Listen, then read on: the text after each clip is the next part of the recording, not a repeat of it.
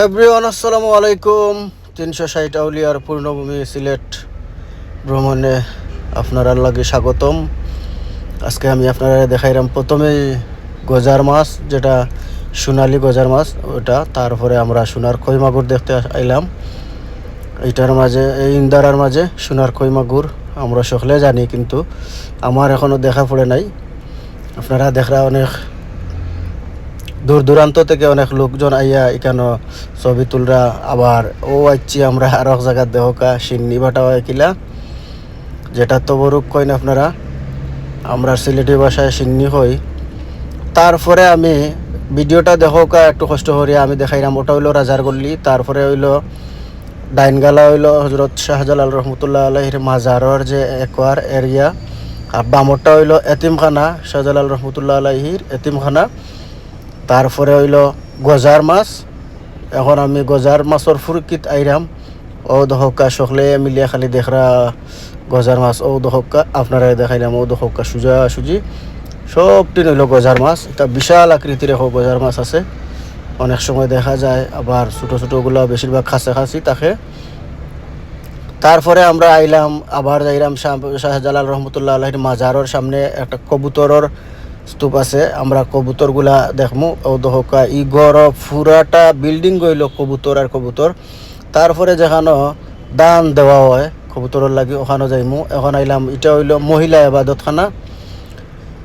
তারপরে হইল খেজুর গাছগুলা, ঐতিহ্যবাহী খেজুর গাছ এগুলা। ও প্রায় 700-800 বছর একটা খেজুর গাছের বয়স। এত দীর্ঘতম এই খেজুর গাছ আর কয়েকটি আসিল, সবটি খাটা হয়েছে, কয়েকটা খাটিয়া তারপরে এগুলা কয়েকটা রাখা হয়েছে। আর এখন দেখো অসাধারণ লাগে না নি আপনার আরো সকলর। ও দোকা সব টিন গিয়ে এক ঘরের মাঝে থাকে। আর ডাইন গালাত যাইরাম এখন একটু কষ্ট করিয়া দেখো কা। এখন আমি যাইরাম ডাইন গালাত গেলে আপনারা দেখাই মহিকানোর মাঝে আছে মহিলা যে রেস্টর যে জায়গাটা, মহিলা রেস্টর জায়গাত। ডাইন গালাত হইলো মহিলা রেস্টর জায়গা ও সাইডে। আর ইকানো হইলো ফাঁকুটা। দেখো বড় বড় ডেক দিয়া রান্না হয়।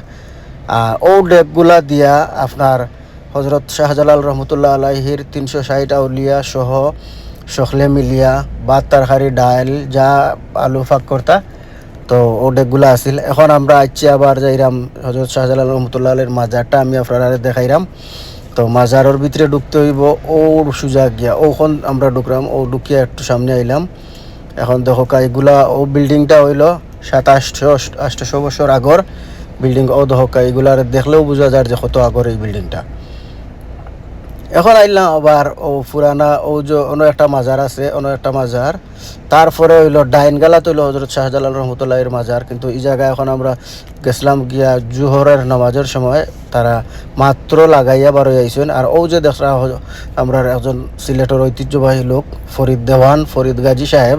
আর ও দেখরা আপনারা একদম সামনাসামনি আপনারা কাঙ্ক্ষিত যে মানুষ আসলা, আমরা সালমান শাহ ভাই আসলা, তানোর গুরুস্থান ও হইল সালমান শাহ ভাইয়ের গুরুস্থান। অনেক সামনে আইলেও পাইবা আপনারা।